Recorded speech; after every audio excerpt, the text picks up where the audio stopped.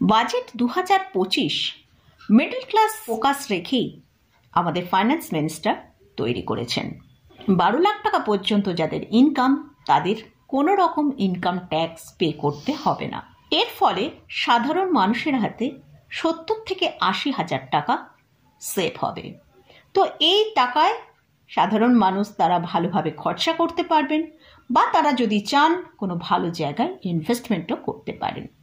এতে বিভিন্ন সেক্টরের স্টকের ওপর কিন্তু একটা ভালো গ্রোথ আসতে পারে।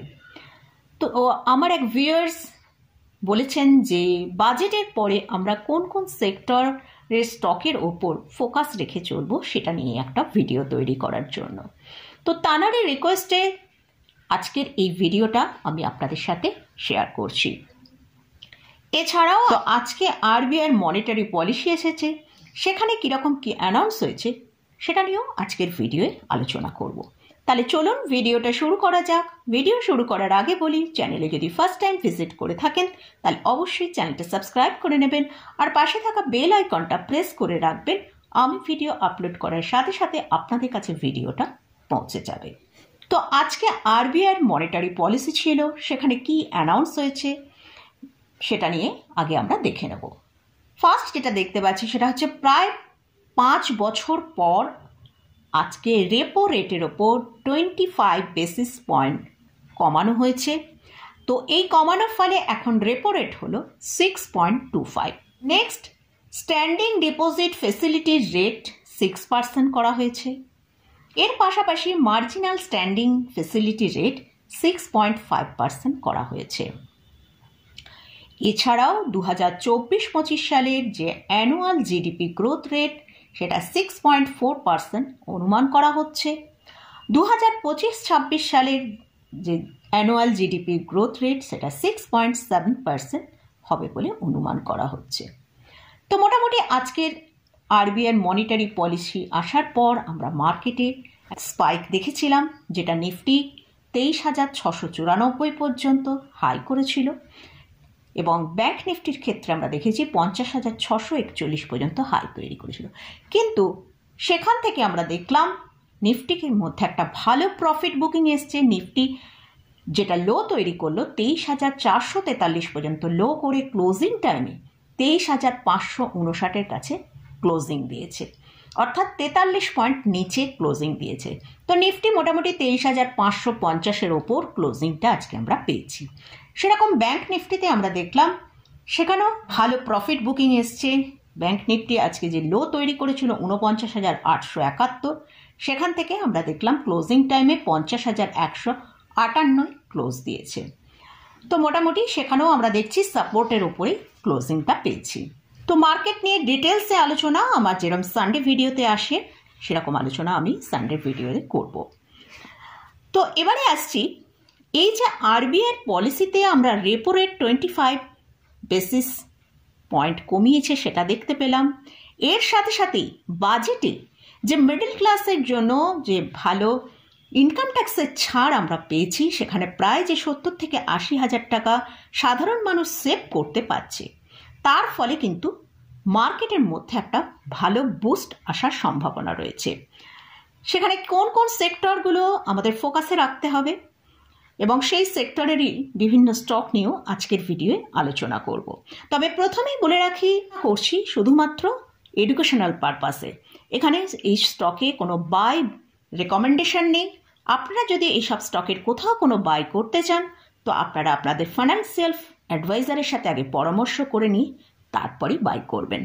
আমি এখানে কোনো বাই রেকমেন্ডেশন করছি না, জাস্ট বিভিন্ন সেক্টরের মধ্যে একটা গ্রোথ আসতে পারে তারই পরিপ্রেক্ষিতে বিভিন্ন স্টকের কথা এখানে উল্লেখ করব। আমরা ফার্স্টে দেখতে পাচ্ছি এই যে বাজেটের পরিপ্রেক্ষিতে মানুষ একটা বড় অ্যামাউন্ট সেভ করতে পারছে, তো তার ফলে কিন্তু মানুষের খরচা ভালোভাবে তারা করতে পারবে। তা সেক্ষেত্রে আমরা কনজামশন সেক্টরের ওপর একটা ফোকাস রাখতে পারি। তার মধ্যে ফার্স্ট হচ্ছে এফএমসিজি সেক্টর। এফএমসিজি সেক্টরের মধ্যে আমরা এইচইএল, আইটিসি, ব্রিটানিয়া, ডাবর এইসব স্টকের দিকে কিন্তু ফোকাস রাখতে পারি। আমরা যদি এইচইএলকে দেখি, এইচইএল বাজেটের আগে ভালো র্যালি এসেছিল, কিন্তু তারপর একটা প্রায় 4% নিচে ট্রেড করছে। আর কিন্তু আমরা যদি এই স্টকের সর্বোচ্চ হাই থেকে দেখি, স্টকটা কিন্তু এখন প্রায় 20% নিচে ট্রেড করছে। অর্থাৎ এই স্টকটা আমরা যদি 1 বছরের জন্য ওয়াচে রাখতে পারি, এখানে কিন্তু একটা ভালো সুযোগ রয়েছে। এছাড়াও এই কোম্পানি কিন্তু একটা ভালো ডিভিডেন্ড পে করে। এদের ROC হচ্ছে 27.2%, ROE হচ্ছে 20.2%। স্টকে প্রোমোটারের হোল্ডিং আছে 61.90%। এফআইস এবং ডিআইসেরও কিন্তু একটা ভালো হোল্ডিং রয়েছে। সেরকমই আমরা আইটিসির দিকে ফোকাস করতে পারি। আইটিসিও কিন্তু খুব ভালো ডিভিডেন্ড পে করে। এদেরও যদি ROC হচ্ছে 37.5%, ROE হচ্ছে 28.4%-এর কাছে। এই কোম্পানিও খুব ভালো ডিভিডেন্ড পে করে। নেক্সট হচ্ছে ব্রিটানিয়ার দিকেও আমরা ফোকাস করতে পারি। স্টকের কারেন্ট প্রাইস চলছে 4,872 টাকা। এই স্টকটাও কিন্তু বাজেটের সময় খুব ভালো একটা র্যালি দিয়েছিল, আর এখন স্টকটার মধ্যে লাস্ট 5 দিনে আমরা কিন্তু একটা ভালো প্রফিট বুকিং আসতে দেখেছি। নেক্সট যে সেক্টরটা নিয়ে আলোচনা করছি সেটা হচ্ছে অটো সেক্টর। এক বাজেটে এতটা বড় ছাড় পাওয়ার ফলে মানুষ কিন্তু একটা ভালো গাড়ি বা কিনতে পছন্দ করতে পারে। তো এবং এছাড়াও ইভি প্রোডাক্টের ওপর ভালো ছাড় দেওয়া হচ্ছে, তার ফলে অটো সেক্টরের কিন্তু একটা ভালো র্যালি আসার সম্ভাবনা আছে। আজকে দেখলাম 25 বেসিস পয়েন্ট রেপো রেট কাট করা হয়েছে, তার ফলে কিন্তু লোনও এখন বেশ কিছুটা সস্তা হয়ে গেছে। কারের জন্য সস্তায় লোনও পাবে। তো তার জন্য কিন্তু এই সব অটো সেক্টরের যেসব স্টকগুলো আছে সেদিকে কিন্তু আমরা ভালো একটা র্যালি আগামী দিনে দেখতে পেতে পারি। তো আজকেও আমরা দেখেছি কিন্তু এই অটো সেক্টরের বেশ কিছু স্টকের মধ্যে ভালো র্যালি এসছে। তো ফার্স্ট যে স্টকটা নিয়ে আমি আলোচনা করছি সেটা হচ্ছে বাজাজ অটো। স্টকের কারেন্ট প্রাইস চলছে 8,996 টাকা। আজকে স্টকটার মধ্যে আমরা র্যালি দেখেছি 1.69%, আর লাস্ট 1 বছরে স্টকটার মধ্যে এখন 28% ডিক্লাইনে ট্রেড করছে। এই স্টকটাকেও আমরা ওয়াচে রাখতে পারি। এই স্টকেরও ফান্ডামেন্টাল যথেষ্ট স্ট্রং একটা কোম্পানি। নেক্সট অটো সেক্টরের মধ্যেই যে স্টকটা নিয়ে আলোচনা করছি সেটা হচ্ছে টাটা মোটর। এই স্টকের কারেন্ট প্রাইস চলছে 706 টাকার কাছে। এই স্টকটা আজকে একটা ফ্ল্যাট টু নেগেটিভে ক্লোজ দিয়েছে। তো এই স্টকের যদি আমরা দেখি লাস্ট 5 ইয়ার্সের পারফরমেন্স, সেখানে 307% র্যালি এসছে, কিন্তু স্টকটা লাস্ট 1 বছরে তার হায়ার লেভেল থেকে 28% ডিক্লাইনে ট্রেড করছে। তো এই অটো সেক্টরের মধ্যে আগেই বললাম একটা ভালো বুস্ট আসার সম্ভাবনা রয়েছে, কারণ বাজেটে একটা ভালো ইনকাম ট্যাক্সের যে ছাড় পাওয়ার ফলে মানুষের হাতে একটা ভালো যে টাকা সেভ হচ্ছে, এবং আরবিআইয়ের পলিসিতে 25 বেসিস পয়েন্ট যে কমানো হয়েছে তার ফলে কিন্তু কার লোনও এখন অনেকটা সস্তা হয়ে যাবে। নেক্সট যে সেক্টরটা নিয়ে আলোচনা করছি সেটা হচ্ছে ক্যাপিটাল ইনফ্রা সেক্টর। এই সেক্টরের মধ্যেও কিন্তু একটা ভালো আগামী দিনে বুস্ট আসতে চলেছে, কারণ অনেক মানুষ আছে এই যে টাকাটা সেভ করলো তারা কিন্তু ইনভেস্টমেন্টের দিকে ঝুঁকতে পারে। ফলে কিন্তু আমরা বিএসসি এবং সিডিএসএল এই দুটো স্টককে আমরা ফোকাসে রাখতে পারি, এবং এই বিএসসি এবং সিডিএসএল এই দুটো স্টক কিন্তু তার হায়ার লেভেল থেকে অনেকটা নিচে এখন ট্রেড করছে।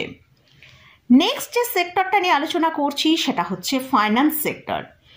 মানুষ যদি গাড়ি কিনতে ইন্টারেস্টেড হয় বা বাড়ি কিনতে ইন্টারেস্টেড হয়, অবশ্যই তারা কিন্তু ফাইন্যান্স সেক্টরের দিকে, ফাইন্যান্স কোম্পানির দিকে থেকে লোন নেবে। তার ফলে কিন্তু সব ফাইন্যান্স কোম্পানিগুলোর ভেতরেও ভালো গ্রোথ আসবে। সেক্ষেত্রে আমরা বাজাজ ফিনসার্স, এখন কারেন্ট প্রাইস চলছে 1800 টাকা।